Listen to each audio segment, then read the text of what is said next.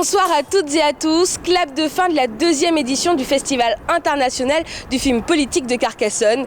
Pour cette dernière journée, les festivaliers ont assisté à un concert de musique classique dans l'Hôtel de la Cité. Le pianiste Gabriel Garcia a joué des œuvres de Beethoven, Chopin ou encore Debussy. Le tout devant un public attentif. Le concert s'est terminé par quelques notes cubaines.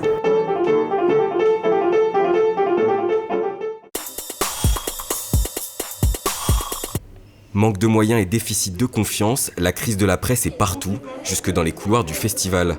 450 lycéens étaient invités cette semaine pour une séance spéciale suivie d'un débat consacré à l'éducation aux médias.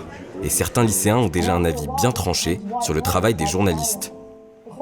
Moi je pense qu'ils sont indépendants mais pas trop parce qu'en fait ça dépend de leur patron, de leur producteur. Ils sont indépendants parce qu'ils peuvent pas tout dire. Genre, des fois ça serait bien qu'ils disent la vérité. Pour pallier cette crise de confiance, les jeunes s'orientent vers de nouveaux supports. 47% des 18-34 ans s'informent en priorité sur les réseaux sociaux, à l'image de Lola, 17 ans, qui a déjà quelques bons réflexes. Quand une information m'intéresse ou quand une information me semble bizarre, je vais essayer toujours de démêler le vrai du faux en soi parce que je pense que c'est fondamental. Vérifier l'information, c'est une des pistes avancées par Christian Auboineau pour regagner la confiance des jeunes. C'est leur expliquer quel est le rôle du journaliste. Il faut leur expliquer qu'il y a maintenant d'autres médias où ils peuvent prendre la parole, donc c'est pluraliste, donc c'est la liberté. Ils peuvent ne pas faire confiance qu'à un seul média. Mais le défi de l'éducation aux médias est de taille. Après 1 heure de débat, certains jeunes ne sont toujours pas convaincus. C'est sûr que ça m'a mieux appris et tout ça, mais en fait j'ai à peu près la même opinion, juste avec un peu plus de détails. Et ils ne sont pas les seuls. 69% des Français estiment que les journalistes ne sont pas indépendants. Radioactif, c'est un film sur l'histoire, la vie, l'amour, les découvertes de Pierre et Marie Curie et comment leur découverte a affecté le monde. Marie et Pierre Curie, ils découvrent la notion de la radioactivité et 2 éléments. Et 11 ans après la mort de Madame Curie, il y a la bombe atomique. C'est complètement indépendant d'eux. À ce moment-là, le premier mec qui a fait le feu, il est le père de tous les maux de cette terre. On devrait être beaucoup plus loin dans l'égalité. Parce que moi, je suis pas en train de dire que les femmes sont mieux que les hommes, etc. Je pense que juste les femmes et les hommes sont égaux. Ils sont différents et égaux parce que le contraire de mots différents, ce n'est pas inégal, que je sache. J'ai jamais cru à l'art engagé. J'aime pas l'art engagé, ce truc, je brandis le bras, j'ai des choses à dire. Mon gars, si tu as des choses à dire, va manifester, fais des tracts. Mais dire j'aime la beauté, je pense que c'est un acte politique dans ce monde qui veut célébrer que la laideur. Donc après, on peut toujours se trouver des justifications plus nobles que nos intentions.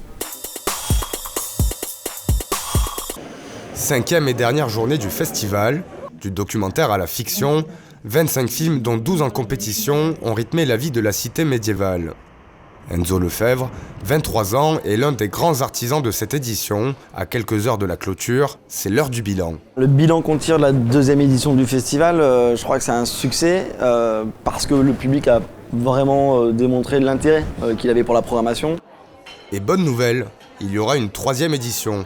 L'ancien leader du mouvement des jeunes socialistes narbonnais et son équipe planchent déjà sur les contours du prochain festival. La vraie volonté pour la 3e édition, ça va être de comment on ne refuse plus jamais personne, parce que vraiment, moi, j'ai pas envie de refuser le public. En attendant la cuvée 2020, le millésime de cette année aurait attiré entre 8 et 9 000 festivaliers.